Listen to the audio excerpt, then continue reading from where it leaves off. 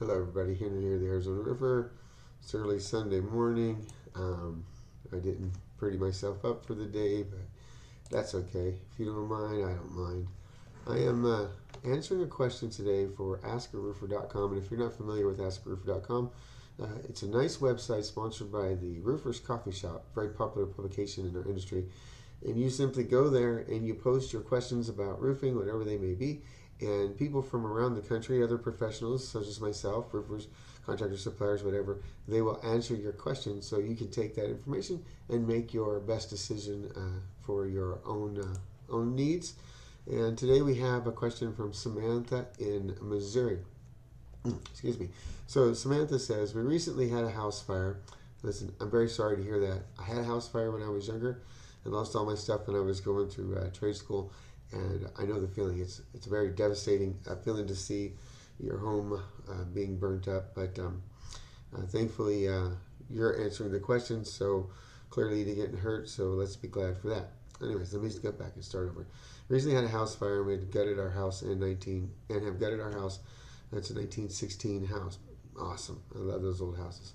And we just had new asphalt shingles put on less than a year ago. And I noticed once they demolished the ceiling into the attic, I could see the underlayment from the roof exposed in multiple areas. Is this normal? Should I have had plywood installed on the roof? And thank you for sending the picture. So, I mean, good morning. Sorry, guys. It's raw. It's real. Okay. Now, I see something very familiar to me in this picture. I grew up in the Midwest in Kansas, so I worked on a lot of old homes. And in those years, in the 1900s, early 1900s and then on, they used to build houses with what was called slatted decking. So there would be a couple of inches of space between the planks, plank decking, because they use planks, not 4x4s. And then over the years, of course, those would have to be, well, oftentimes they'd be overlaid with shingles. And then you'd have to tear off the shingles. Dang. Excuse me. You'd have to tear off the shingles along with the wood shake and redo the roof. Now, what you would have, though, is this space between the slats, the plank decking. So they would fill that in with smaller plank decking, and that's what I see in your case, is that yours look like 1x2s or something like that, and they filled in the gap, overlaid it with a synthetic underlayment. From what I can tell from the picture, when I zoom in, it looks a little grayish to me. It could be wrong there, but that's kind of irrelevant. And they nailed shingles over it. So is this normal? Yeah, I mean, it's not uncommon. It's probably not the best way to go.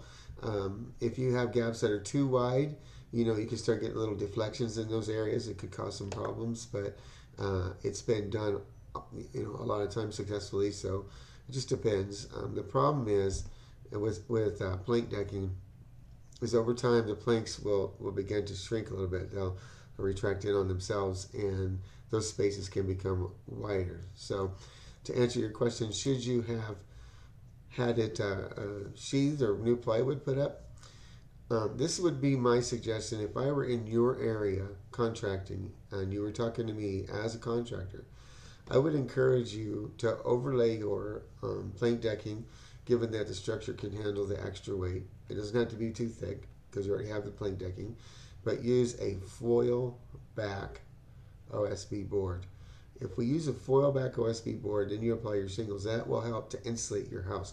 The foil serves as a radiant barrier, so when heat or cold is trying to get in or get out, the radiant barrier will help to stop that from happening. So in the summertime, it'll help keep your house cooler. In the wintertime, it'll help keep your house warmer, especially when you're in areas like Missouri and the Midwest, where you actually get real snow. We don't get that here in Arizona.